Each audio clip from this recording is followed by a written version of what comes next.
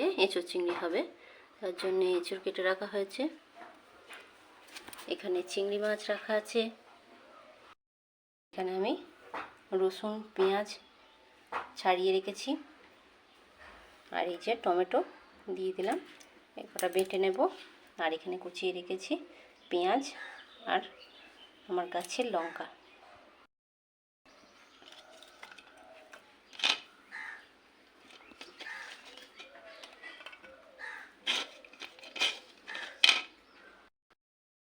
এগুলো সব একসঙ্গে দিয়ে বেটে নেব। এই যে কড়াই বসিয়ে দিয়েছি, এবার আমি যে তেলটা দিয়ে দিলাম। তেল হয়ে গেছে, এবার আমি চিংড়ি মাছগুলোকে ভেজে নেব।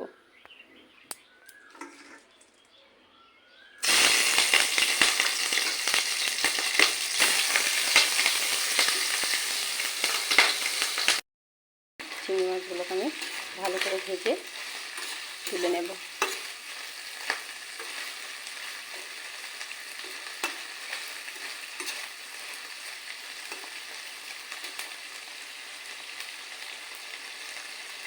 আজকের চিংড়িগুলো অনেকটা বড় বড় আছে সাইজের।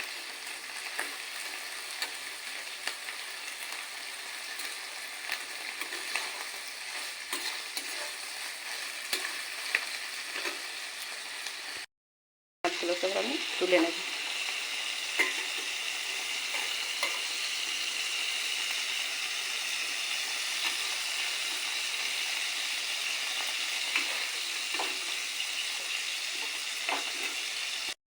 তেলটা থেলল, তাতে আমি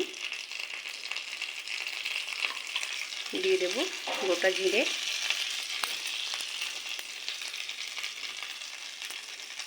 গোটা শুকনো লঙ্কা, তেজপাতা,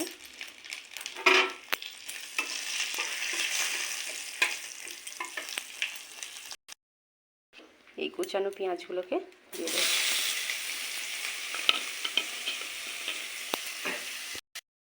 যে পেস্ট করে রেখেছিলাম সেই পেস্টটা আমি দিয়ে দেব।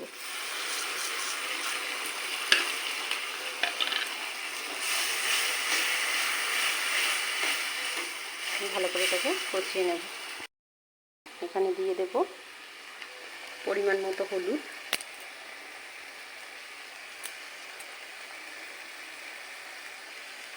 জিরে গুঁড়ো,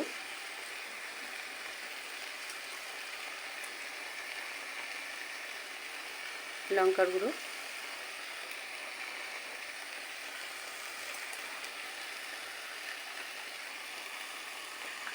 আর এখানে আমার বেটে রাখা আদা আছে, দিয়ে দিলাম।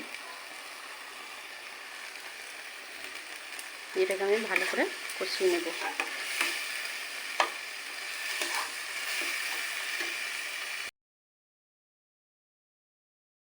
এই যে মশলা কষা হয়ে গেছে, আমি এবার এগুলো দিয়ে দেবো।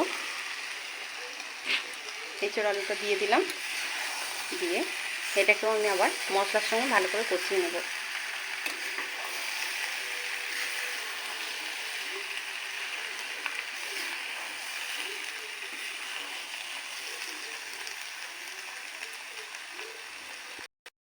আমার কষানো হয়ে গেছে, দেখেছেন তেল ছেড়ে ছেড়ে এসছে। এবার আমি জল দিয়ে দেবো।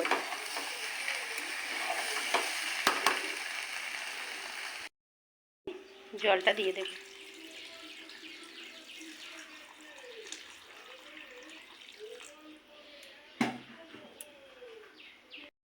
এবার স্বাদ অনুযায়ী নুনটা দিয়ে দেব।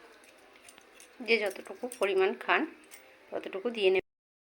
চিংড়ি মাছগুলো, ভেজে রাখা চিংড়ি মাছগুলো দিয়ে দেব।